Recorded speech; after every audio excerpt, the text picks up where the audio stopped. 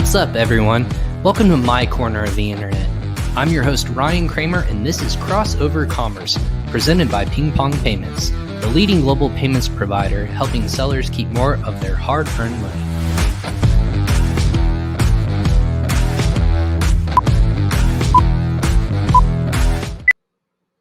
Hey, what's up, everyone? Welcome back to another episode of Crossover Commerce. This is episode 126. I'm Ryan Cramer, host of this beautiful show I like to call Crossover Commerce. This is my corner of the internet where I bring you the best experts in the Amazon and e-commerce industry, whether it be on product listings or supply chain logistics, which we happen to be talking about today. I want you to know who are the best experts in the industry, but also if you have a problem, we're going to make sure we deep dive into those topics and maybe level up your business 1% at least today if you're listening to this or watching to this episode. But that being said, Crossover Commerce is presented by PingPong Payments. Of course, PingPong has transferred over $150 million a day with sellers now exceeding over 1 million customers worldwide, and to date have done over $90 billion, yes, billion with a B, in cross-border payments. Safety, security, it's all under PingPong's brand. If you want to pay out your suppliers, your manufacturers, your VAs, anyone like that, go ahead and click and sign up for a PingPong account today. PingPong Payments, it's free to use, really simplifies your solutions in terms of paying out your suppliers and manufacturers. Go ahead and click on that and let them know that Crossover Commerce sent you. That being said, though, wanted to make sure that this question is one that continuously comes up today. And actually, if you were going to be following PingPong Payments social media channels and our Crossover Commerce channels, you're going to notice a trend this week. There's a lot of supply chain and logistics people on here to give their insights into what is going on in the world. And that's kind of the question a lot of people still are trying to figure out. Even a year and a half later, we're still trying to figure out supply chain problems, logistics problems, and how to piece all these puzzles together in one cohesive way. That being said, I wanted to bring on one of the experts. She's actually a logistics master and turned supply chain mogul, has her own podcast, specifically talks about the logistics side of business, not just here in Canada or North America, but worldwide, doing things like empowering women in the supply chain, talking about how to simplify business and to find the most effective ways to put together your supply chain, working with freight forwarders.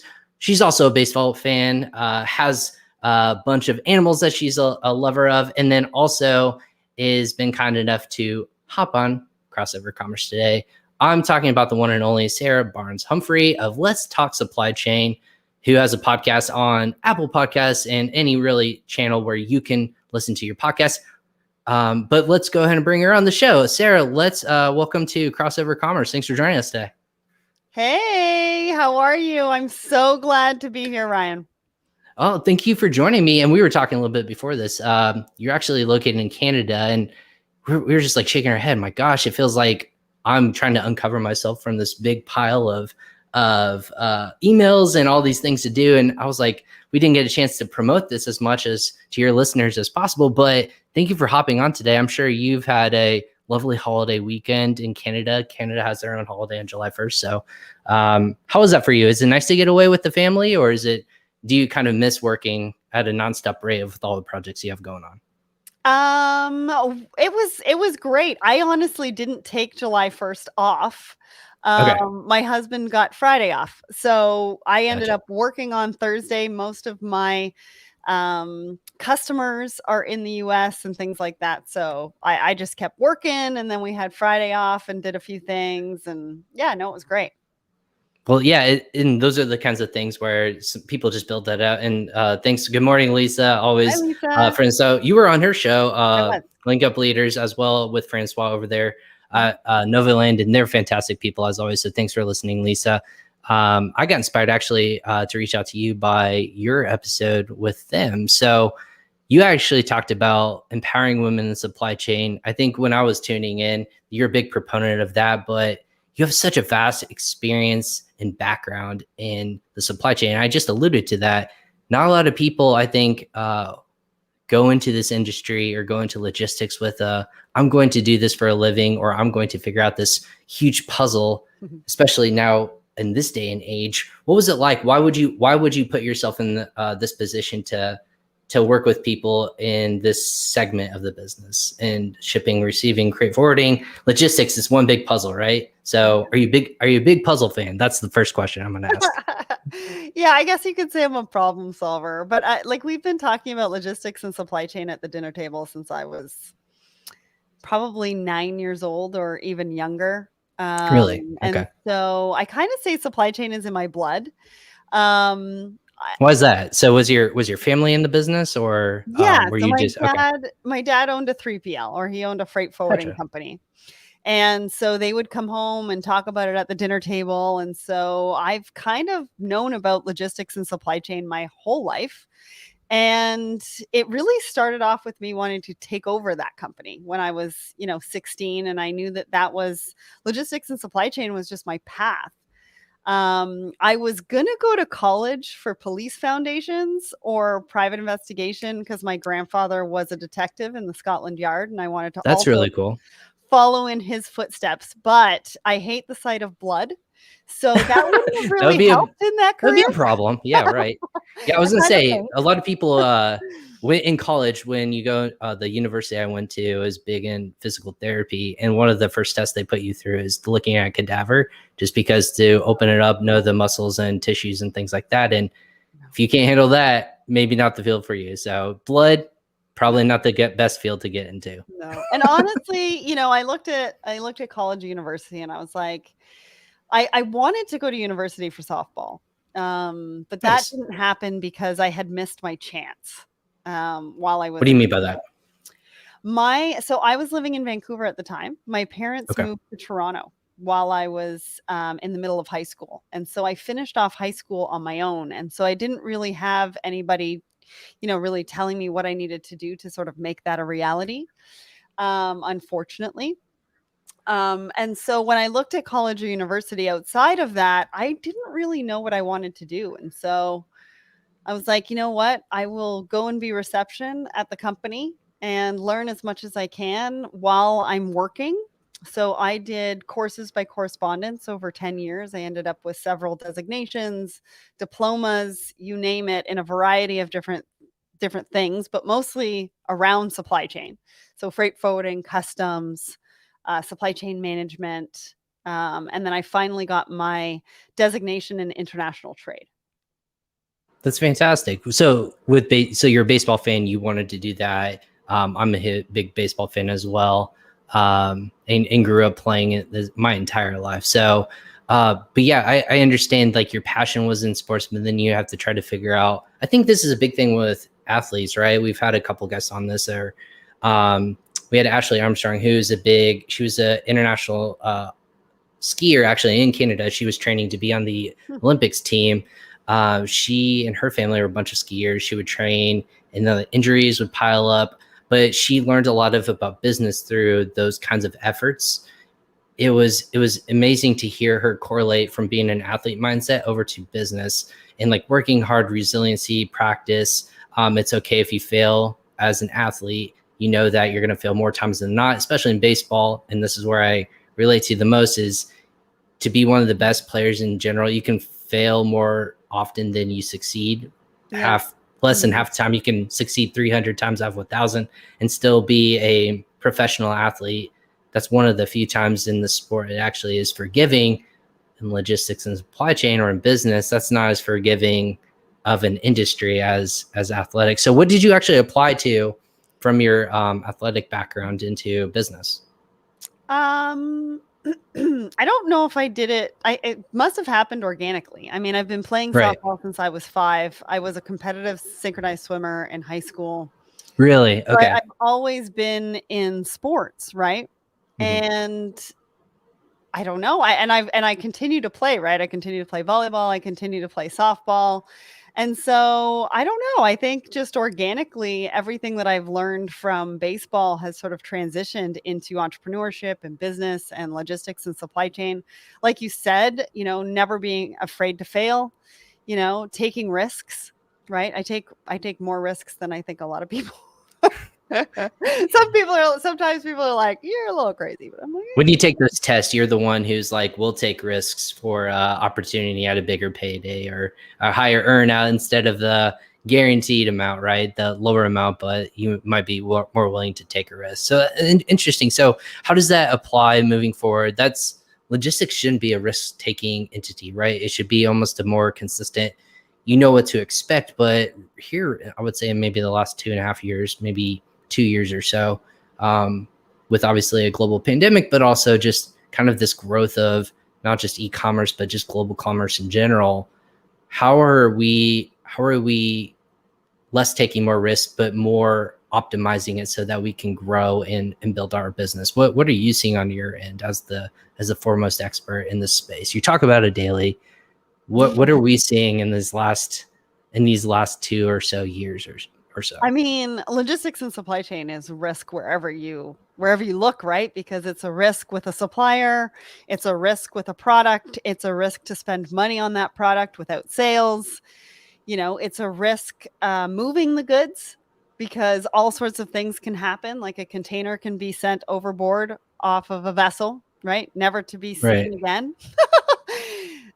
There's a lot Get of your different diving risks. equipment out. Yeah, exactly. Get your diving Yeah, equipment. there's a lot of different risks that happen in logistics and supply chain. Over the last 18 months, we've seen huge shifts. I mean, we've heard about so many containers overboard that, we don't ever really hear about. We have experienced, COVID at the port of LA and Long Beach. And so there was 1,800 people off for COVID at one point, which obviously all the vessels were kind of stacked and they needed to be offloaded. And so that took a while to clean up. I think we're still cleaning up from that. The Suez Canal, right? That stopped $400 million worth of product a day through the Suez Canal. And now About we've got 10% of the global trade was going through that port or through that trade route. Yeah. Yeah, we've got Huggies, we've got bicycles that are still stuck on that vessel and they're being held ransom because somebody's got to pay the bill and nobody's willing to pay the bill, right? And we've seen an increase in e-com. So in some respects, it's like an increase of 300%. Well, who would have seen that, right? You've got Home Depot going to rent their own vessel so that they can move their containers, because the cost of moving products right now has gone up tenfold. So there's a lot that has been happening in logistics and supply chain over the last 18 months. And actually, I did a live show this morning and I was just talking about, because Tractor Supply, I think the CEO came out and was like, this is going to be our reality for the foreseeable future. And I have a lot of people that come to me and they're like, how long is this going to last? How long do we have to deal with this? Especially a lot of small to mid-sized businesses, right? They can't just absorb these costs that are coming at us from a shipping perspective. And he came out and he said, this is our foreseeable future, guys. So what does that look like from a supply chain perspective? How can you change things? What is that going to look like? Are you going to manufacture overseas? Are you going to manufacture here?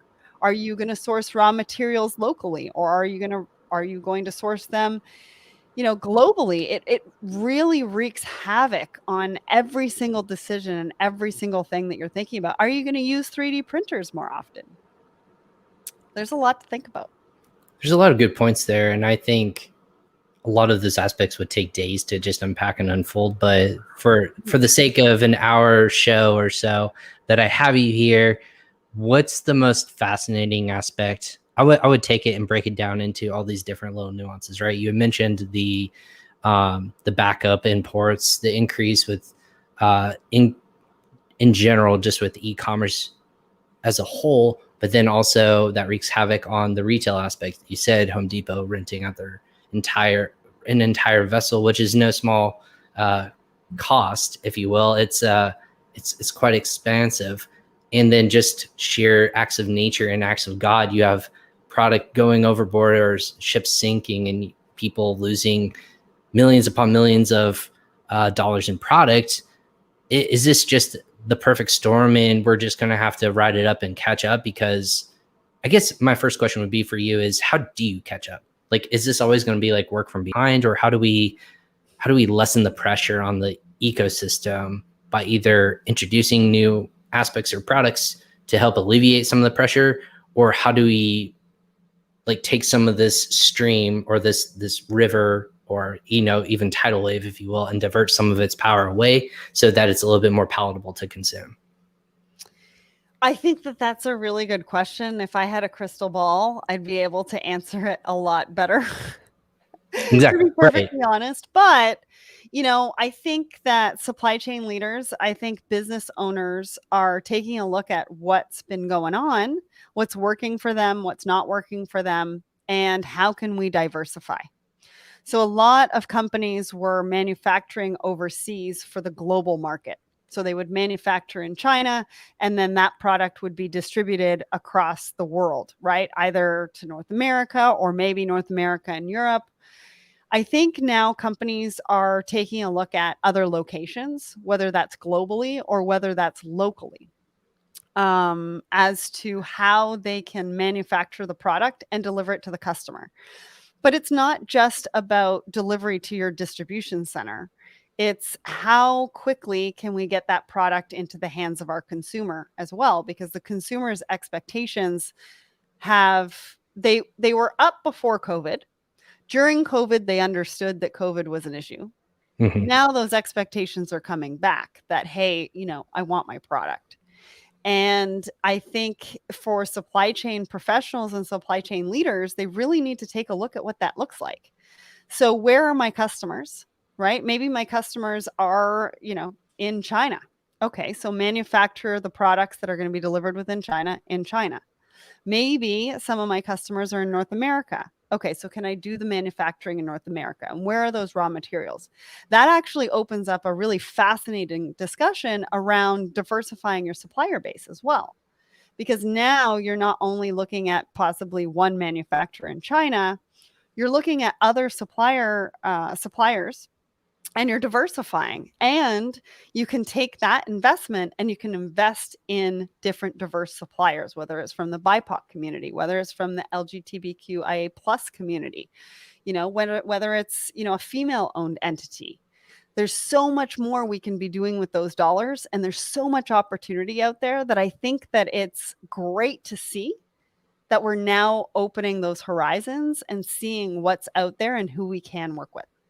So taking more of that, going back to the risk-taking aspect that we were talking about earlier in this episode, and then maybe not hedging your bets, but almost making you more stable as a business entity, and diversifying it, not just around the world, but into different passions or different, businesses that you do want to support. Like you mentioned, women-owned businesses, LGBTQA businesses, all those different aspects that are important to different people and whatnot. With that being said, is that kind of a hurdle that would be, oh, that's nice if I can do that, but maybe I worry about quality of product, or things might be a little bit different if I'm sourcing from all these different places. To me, the simplistic way to do it would be have it all under one roof. And then that way it's consistent across the board. You can have your quality inspection done all in one house or one location. And then, it's going to be consistent, whatever is working or you're creating from the location. How are we, if we want to diversify, how do we simplify it into the notion that we're not going to run into any of these like nuanced issues? So, and you can have that one manufacturer, but where are you going to have that manufacturer? Right? Where's your customer? Sure. Right? Figure out where your customer is, figure out where your raw materials come from. So I'm not saying not to have multiple, but you can have multiple and you can diversify. Or you can just take a look at one manufacturing location globally and sort of figure out where that makes the most sense for you. Right now, with ocean freight costs being as high as, I had somebody tell me a 40-foot container last week was $22,000 US. It doesn't make a lot of sense for a small to mid-sized business to pay $22,000 US for a 40-foot container to bring in product that's not already sold, and they have no margin left after they've paid that. So maybe for them, it makes the most sense to bring some manufacturing back. Maybe it makes sense for them to invest in a 3D printer because their product could be made by a 3D printer, and the cost of 3D printing is coming down, and they can source that raw material locally. So there's a lot of different things to think about, right? And it's going to vary by organization. It's going to vary by business, whether you're small, mid-size, enterprise. The enterprise are the ones that will most likely diversify their suppliers and be able to manage that volume of suppliers. The small to mid-market is going to take a look at where their customers are, take a look at their raw material, and figure out the best place for them. Right. And that makes sense because of time-wise. What we always tout here is how are you going to work with a supplier and manufacturer quickly so that time is not the issue? Because obviously in our wheelhouse is the conversion of currency when you're waiting on just simply US dollar to transition over to the yuan or the INR over in India. That just takes time that you're waiting for a simplistic thing of currency. But they can't buy or hire out their employees or pay their employees to manufacture your products. Therefore, you're just waiting on that part of the quote unquote supply chain to unfold and kind of work itself through. Yeah. It's just one of those like nuanced things of how do you shorten that time gap from 6 weeks or so when you place the order, or probably even longer now, 6 weeks down to maybe 5 weeks or 4 weeks, like that time frame. Whether you exit your business or you just need more goods into your 3PL warehouse or into an FBA facility, that just allows you to get your goods there quicker. So my question to you, Sarah, who's actually winning right now? Because it seems like it's a lot of chaos. Who are the people that are diversifying or who are apt and positioned to be successful right now? Is it Chinese-based sellers, or is it companies based in Europe? Who are the people that are going to be ahead of the curve, if you will, right now? It depends on the organization. It depends on the business. It depends how much emphasis they've put on logistics and supply chain in the past. There's a lot of small to mid-sized businesses that leave the logistics to their suppliers. And so the freight gets prepaid, it gets here. You don't know who it's going to be with because they use a different freight forwarder every single time. And your landed costs actually end up being really, really high. So it really depends on how the organization really views supply chain and logistics and how important it is to that organization. Supply chain and logistics can be used as a competitive advantage in a variety of different ways. One of them is manufacturing, which is what we just talked about. Are we bringing it home? Are we leaving it over there? Are we moving it from China to Vietnam? I know Apple moved some of their manufacturing from China into India. And for them, it actually opened up a new consumer market. And so it made a lot of sense for them to open up and do manufacturing in India.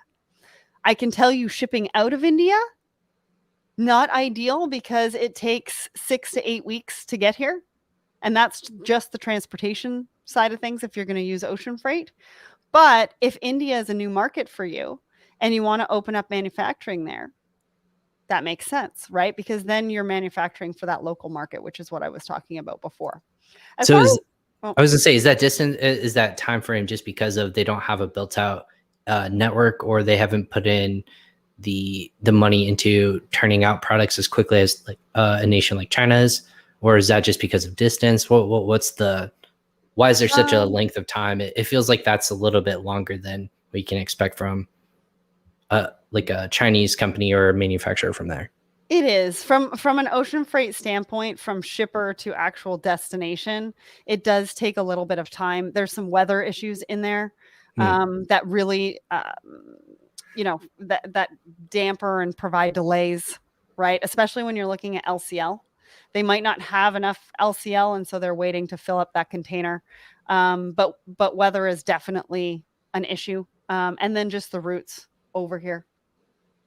Makes sense. Is why it takes sorry to cut you off on that, but I was just curious, like why that distance and time? Because I know a lot of people are turning their head a little bit more to different nations. I know India is big in raw materials and goods in that capacity, and that's where a lot of shortages coming from in China aspect. You would think if you put your processes at the beginning of the funnel, it might cut down on some time, but that doesn't always seem like the aspect. There's some other side factors that we'd have to account for. So anyways, continue. I'm sorry about that. Yeah, no, I mean, transit time is a really big deal, right? When you're looking at another country to manufacture in and you're looking to bring it over to like Europe or North America, transit time is a really big deal. So when you are looking at a new location, you want to talk to your freight forwarder and find out how long it's going to take for an LCL shipment, right? The less than container load ocean freight shipment, or how long is it going to take for a 40-foot? What do their rollovers look like? Right now out of China, it's taking, I think, 4 or 5 weeks for a container to actually leave because it gets rolled over week after week after week after week because there's just no space. The other thing that you need to consider too is labor shortages. So this morning on my live show, I was talking about how there's labor shortages in China. Well, there's also labor shortages in North America when it comes to warehousing. So you need to also weigh your options as far as talent. The other thing to consider is that technology costs the same everywhere. So if you're going to open up a warehouse or you're going to open up a manufacturing facility and you're looking to implement some of the technology, that cost stays the same no matter where you open that facility. The things that differ are obviously the overhead costs, but also the costs for the people as well. So keeping that in mind, how much technology are you going to implement in that facility? Gotcha. So with that being said, since you said labor shortage, that's just people getting, when you're receiving the goods in ports and whatnot, that's just people in general to get those goods and those containers off boats? Or are we talking about where's that labor shortage most impacted? Warehousing. Is it warehousing in general? Okay. Warehousing in general. Yeah. Yeah. So is that for COVID, or is that just because of the growth factor of e-commerce and in this industry? Or what's the major factor of that? Okay. It's a little bit of both, right? We've had some relief packages coming from the government. And so some people, have decided to potentially stay home. Some people have to stay home because the kids haven't been in school, right? And so they've had to stay home to take care of the family. And then you've also got the growth, right? People are expanding really quickly. Right. And I've been a big proponent of, and I've had a lot of conversations personally with other thought leaders in the space, the people who innovate and grow and can figure out logistics and supply chain at the end of when the pandemic kind of like subsides, and we're not talking about it at the top of every newscast, is whoever's going to be we want them to.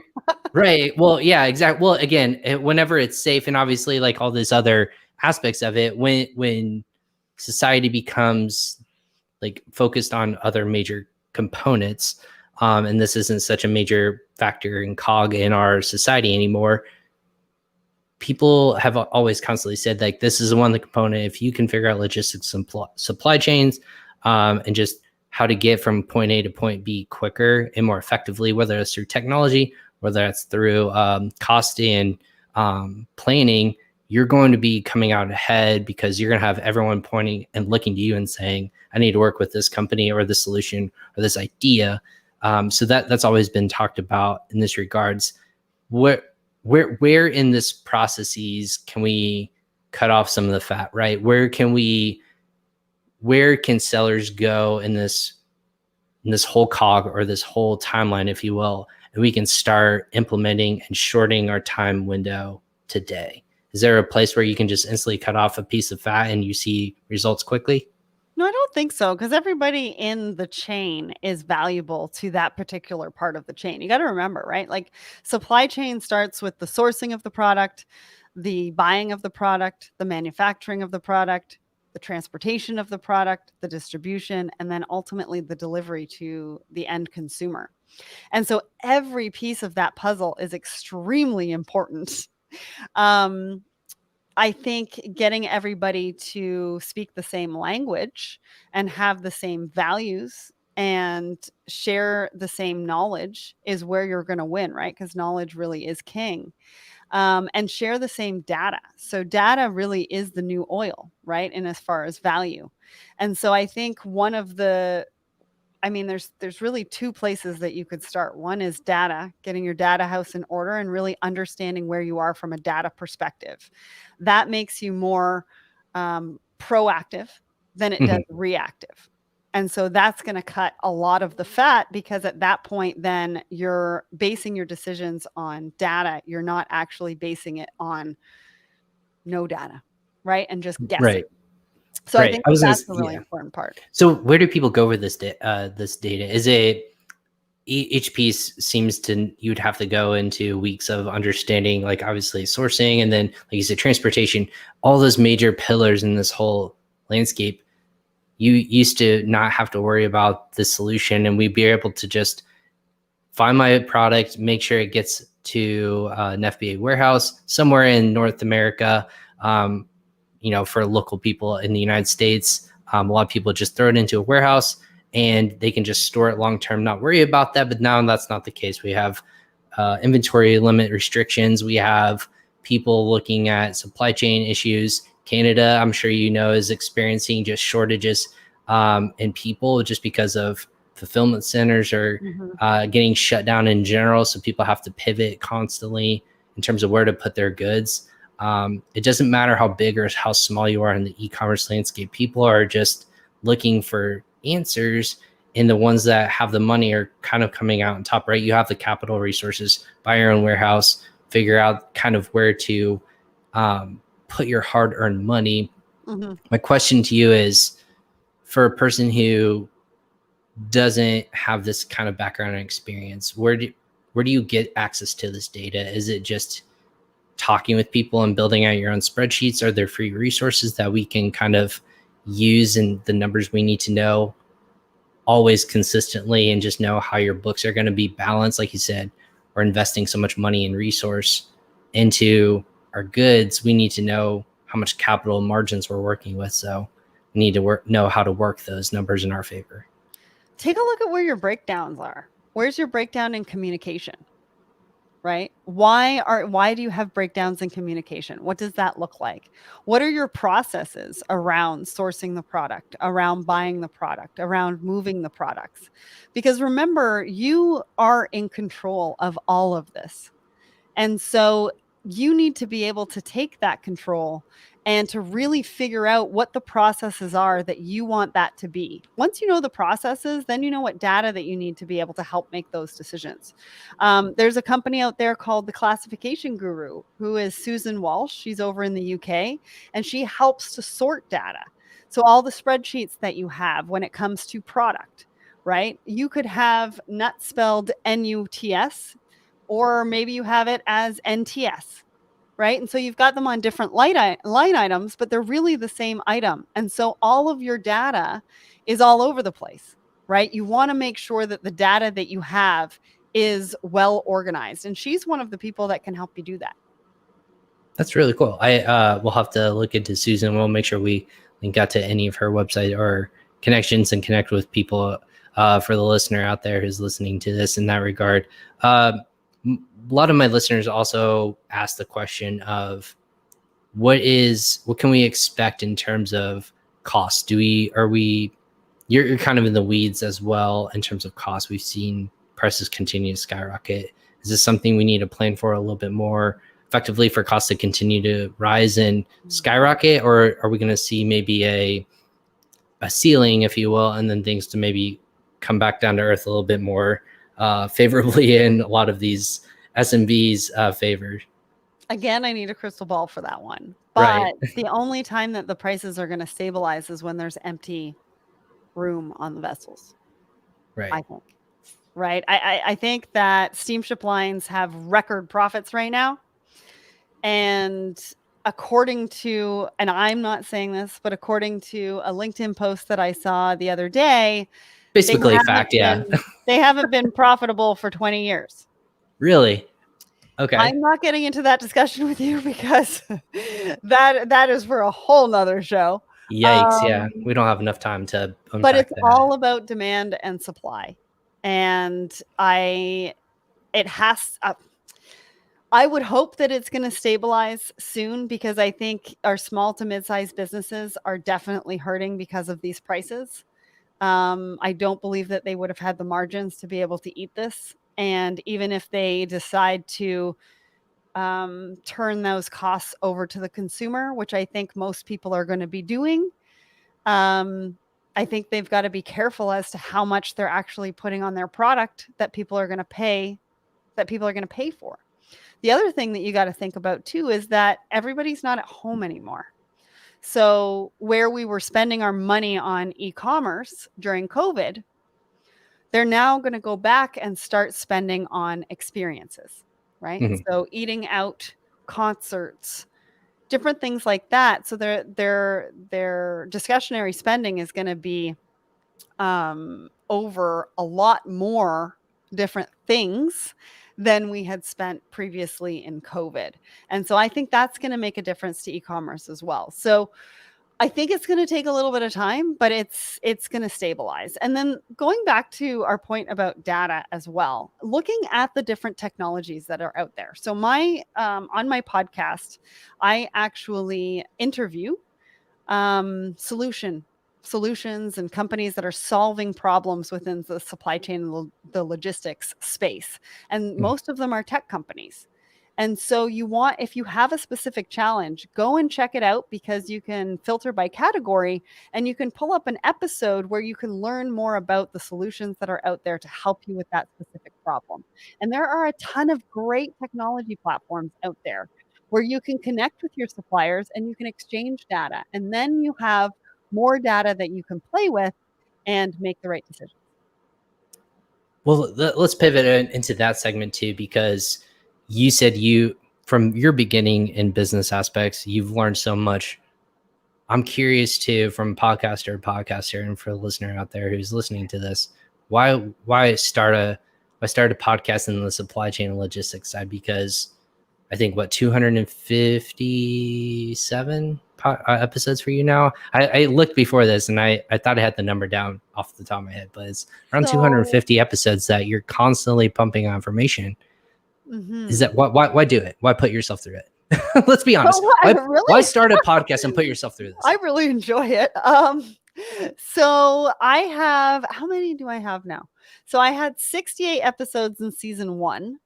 And season 1 was called Two Babes Talk Supply Chain, not Let's Talk Supply Chain. And that's a whole what happened to babe number 2? So when I started the podcast, it was back in 2016. And as a 3PL, it's very important as a freight forwarder to be able to tell your brand story. And so I wanted to do it in a very unique way. Back in 2016, the marketing in logistics and supply chain was very stuffy. Let's just say that. And I was listening to a lot of podcasts at the time, and I thought, well, hey, if Lewis Howes can do it, why can't Sarah Barnes-Humphrey? And so I started a podcast. I asked a guy in my customs department to be my co-host, and that's how we got started. And tongue in cheek, we called it Two Babes Talk Supply Chain, because we wanted to see how far we could push the edges of the industry as far as marketing was concerned. And it worked. We started featuring companies on the show. And so we've done what I had mentioned earlier, right from the beginning, featuring companies within the supply chain and logistics industry, so that supply chain professionals could really understand who was out there and what they were doing. And so in 2017, 2017, unfortunately, my dad closed his doors, but I still had guests. I still had paying guests coming on the show. And so I lost my co-host at the same time. I lost my whole team. And so I had to learn social media. I had to learn graphic design and website design. And it was crazy. And my first episode out on my own was horrible from a editing perspective, but that's okay. Because we all join the club and we get better, right? But why do I really enjoy it.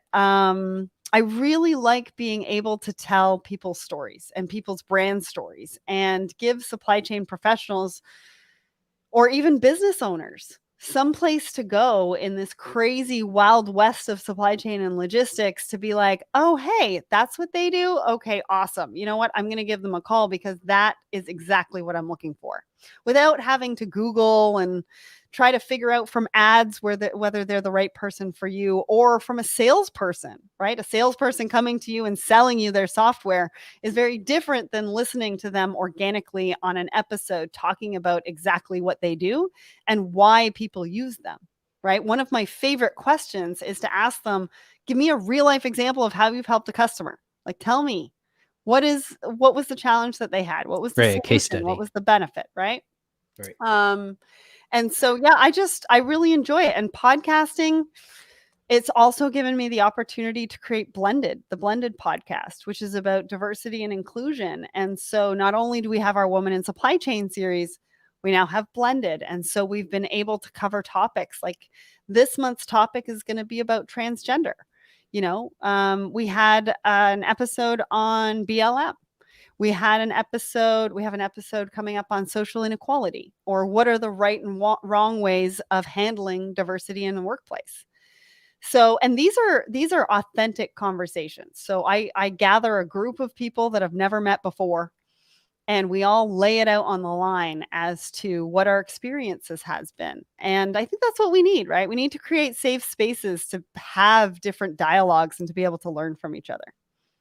What's fascinating about that is you're doing what we would do in a typical physical aspect, right? Of if I could create a case study or if I can create conversation, you're throwing people in a room that I've never met before, in this case, a digital room. And that's one of my favorite things about being a guest. I think my favorite episodes is always when I bring, no offense to you, one or more people. Obviously, having a one-on-one conversation is one thing, but when you get a group of people together, which is always super fascinating to me, you can hear people give inaudible, or I should say not verbal context to either a reaction or just I disagree or agree with that. And then kind of passing this talking stick around as a host, and getting all these different perspectives is super fascinating for me.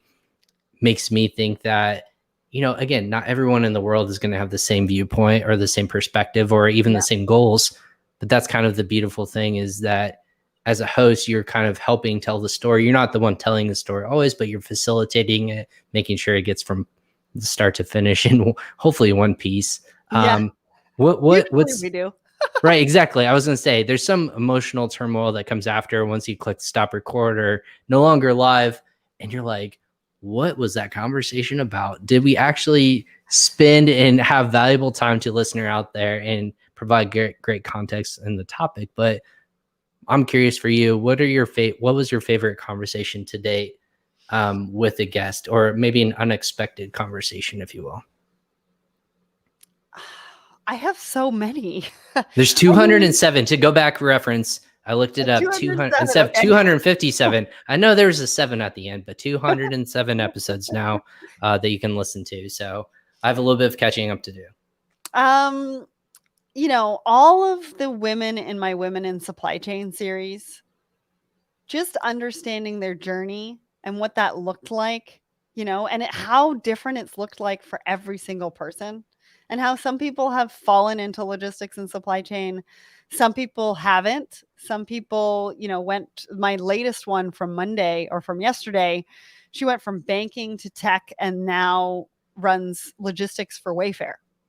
And so I think it's really interesting to hear their paths. Every single episode of Blended has been an emotional roller coaster for me. I think I've cried at least once in every episode, or at least after the episode, just because of the authenticity and how much people trust me to help tell their story. And somebody, at the end of every episode, I usually get something along the lines of, "Thank you. I feel heard today."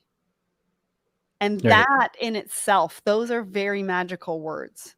And then, I like every single episode for one reason or another. I mean, when I get to interview a solutions provider, from any aspect of it, from sourcing, procurement, transportation, last mile delivery, they're all so passionate about what they're doing.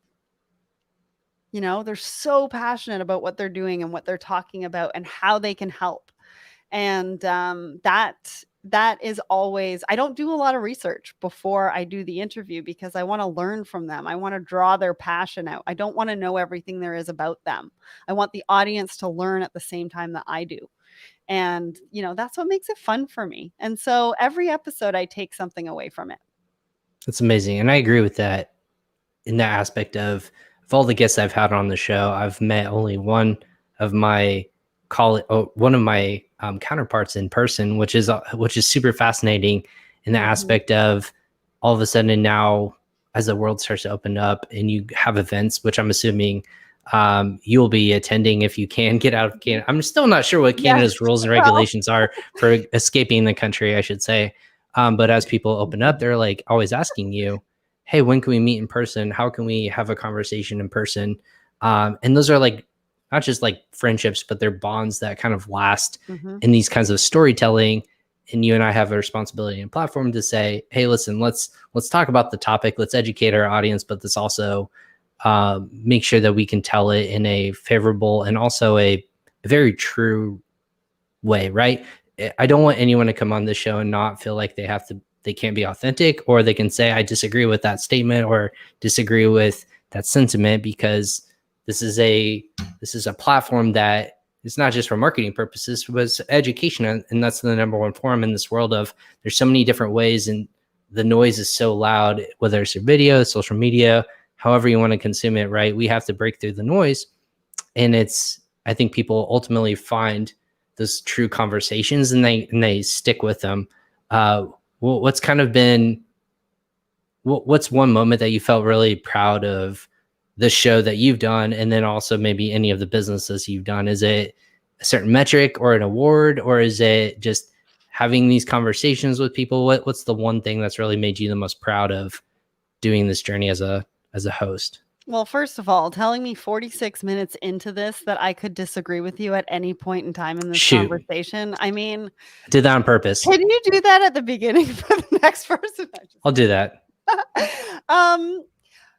I think when I get a message from somebody that says that they've been listening to my Woman in Supply Chain series since the beginning and how it's helped them with their career, or they've been listening to the podcast and it's helped them with their career in supply chain, those are the moments where you're just kind of like, yeah, I've made a difference. I made an impact. And, even if it's with one person, that's really, why we do this, or why I do this. I think one of a really proud moment in this last week was announcing our franchise. And so because we've franchised into the Asia Pacific region. And so now we've got a podcast that's going to be coming out in a little bit called Let's Talk Supply Chain Asia Pac, hosted by Jonathan out of Sydney. And so we're now going to be able to focus on different regions and different areas, and supply chains look very different in different places, right? Especially from a sustainability standpoint. When you think about recycling requirements in a facility that's in North America versus a facility in the Philippines, let's say, the requirements are very different. Right. And so you can't treat every single facility the same. And so it's really nice to be able to do that and to be able to unpack what's happening in supply chain in different regions and with different people, right? Creating that family, creating that ecosystem. That was a really proud moment for me. The awards are nice. I mean, I'm not going to lie. It's been nice to be on the top 100 women in supply chain lists. But they're not what I hang my hat on. I talk to a lot of people every single day, and just knowing that what we're doing and the content that we're putting out there is making a difference, especially Women in Supply Chain blended, is huge, because I think the more we can have those conversations, the more impact that we can make, the more safe people feel in this industry. And this industry is full of amazing, amazing, amazing people. And giving voices to those amazing people in the industry to be heard. It's not just about the C-suite. It's not just about the VPs. If we keep focusing on that, we're not going to see diversity and inclusion at the conference level, at the speaking level. And we're not going to bring those diverse voices into the industry. And so that's really something that I'm proud of too, is being able to give voices to everyone. Well, that's amazing. And congratulations on that. Just the diverse nature that you're bringing it back to ultimately one big topic, right? In the supply chain and logistics. That is amazing in general, but you're giving voices, like you said, to people who may not have had that in the first place, which is really tough to do. That's no small feat. So congratulations on that success. And just like you said, the awards and recognitions are nice. And when I got the email, podcast was number 157 in the United Kingdom in entrepreneurship. to the one listener out there, I thank you for watching or listening to this in the UK in the entrepreneur category. So those are always kind of fun, funny little, I can't believe that exists out there, but why would you send me that email or anything like that? But ultimately, I agree with you. Lots of the sentiments of why we do this, the education component, right? It's you want to see value in the information you're putting out there, but you want to educate people too. There's constantly people coming and going in this industry, and they're trying to figure out it's not just Amazon sellers in this space. It's people who are coming from corporate America who are trying to figure out a new business, a startup. And like you said, in the tech space, there's lots of innovation growing from there. But Sarah, in this kind of like final 5 minutes or so that we have you, what's kind of your goal in life? Like what do you, you referenced it twice. I don't have a crystal ball, but you might have a plan or a roadmap that you want to eventually get to. Like if you're lying awake at night, your husband's like, "When's enough, Sarah?" What's the like? What are we trying to do here? If we were answering that question, the world. No, I was gonna say we franchised our podcast, which I truly didn't know it was a thing. So I'm sure I will get an email in my inbox to my counterparts to diversify this podcast when we syndicate. But what's kind of that goal for you? I want to. I was talking about this today with my business coach. I want to experience everything there is to life and the world.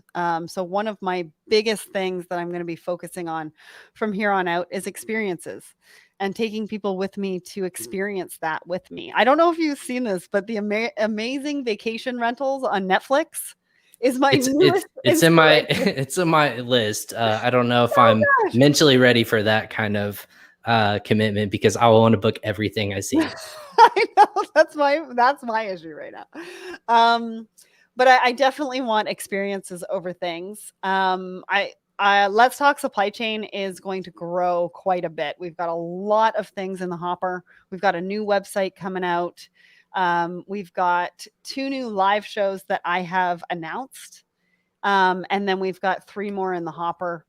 And so just being able to create that content, and I will do this as long as everybody will have me because it's fun. I really enjoy it. I get to meet a lot of, like I said, incredible people. I'm also looking at maybe doing a video course around how to monetize your podcast and create something like I've created with Let's Talk Supply Chain. So lots of different things going on.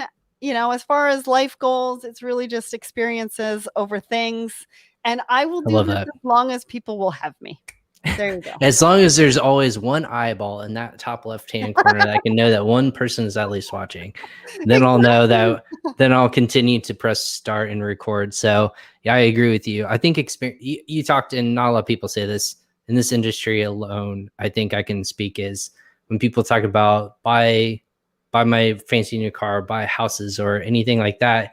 I see it more and more daily that's not the case. A lot of people want to experience time and freedom to do things with their family, whether, like you said, experience travel, that put on pause. And I think a lot of people are trying to figure out how to fill those gaps during lockdown when those are taken away. And I think that's why you saw a lot of people struggle. But that being said, now that hopefully people kind of reset themselves, no matter what that experience might be in that time down, is how do we move forward and find that true North Star, whether that be, like you said, experiences, building their own business, taking their brand to a whole new level, figuring out the flipping supply chain and logistics nightmare that they're going through. One of those things people are resilient when they get faced with adversity. So I think that's really cool that you are doing all these accomplishments.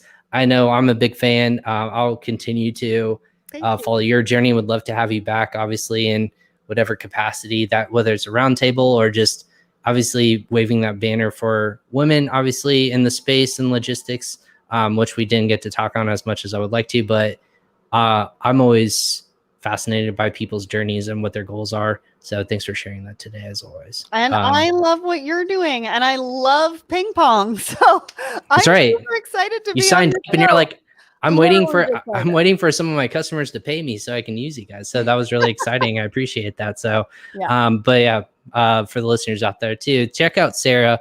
on Let's Talk Supply Chain. We can listen everywhere, I'm assuming. We're talking about Apple, Spotify. Are we trying to move people in one platform over another? No. Okay. No, Apple, or just anywhere that you choose to download or listen to the podcast. You have a YouTube channel and the website, of course, let's talk supplychain.com. You can learn more about Sarah, get some swag, which I also didn't know is a thing. And I want to make that available. I'm going to put my face on everything, mugs, hats, everything. So that's a new thing. Okay, I didn't put my face on everything. If you go to our shop on the website, it is not my face. Sarah, this is my show. It's all about me here. So we're going to put my face on everything. Right. I know my boss is listening to. No, I'm just kidding. No, you have a great resource as well for people who can voice their opinions and obviously listen within your website. So obviously stay tuned for more exciting upcoming things that you're going to be posting about. How can they get in touch with you if they want to ask a question, or if they want to interact with you in any way or any of your businesses? How can they do that? So go to the website. We've got some forms, some HubSpot forms on the website that you can complete, or on LinkedIn. So I'm Sarah Barnes-Humphrey on LinkedIn.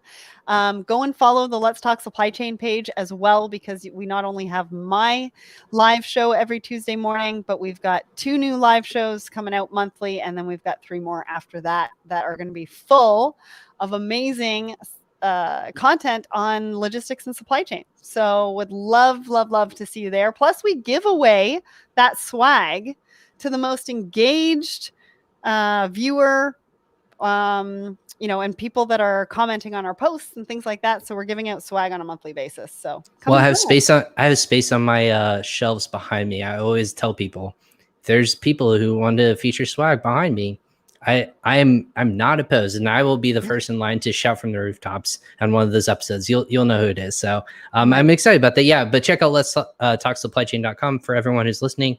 It's going to be in the show notes, so you can check that out as well once we publish this on our audio formats. But you can watch this, of course, on YouTube if you didn't catch the whole thing, or on LinkedIn or Facebook as well. So Sarah Barnes-Humphrey, thank you so much for hopping on today. Congrats on all success, and thanks for simplifying some of the questions that we had about supply chain and logistics today. Thanks so much, and friend of the show. Thank you so much for having me. I appreciate it. Of course. Have a great day, and stay busy and safe out there. We'll talk to you later. Thanks, awesome. No problem. Thanks again, Sarah. Let me get rid of that. Oh my goodness. So let me bring up one more time. I'm going to get rid of this graphic because I'm producing in real time. Thanks, everyone. As you can tell, I've been a little bit rusty from the great holiday weekend, but of course, Crossover Commerce is presented by PingPong Payments. We want to thank Sarah Barnes-Humphrey from Let's Talk Supply Chain podcast. Go ahead and check her out on that. And then, of course, go ahead and sign up for PingPong Payments to help with your inbound and outbound payment solution as well. This week is action-packed. We have guests, 2 more guests this week. We're going to be talking with people from Gatita as well as other freight forwarders in this space. Again, I'll tease them as we come out on social media. So that's your cue to go ahead and subscribe to our social media pages, whether it be LinkedIn, Facebook, YouTube, online. Make sure you follow us on those channels so you can watch and be notified when future episodes are announced and are live. That being said, I'm Ryan Cramer. This is episode 126 of Crossover Commerce. We'll catch you guys next time on the show. Take care.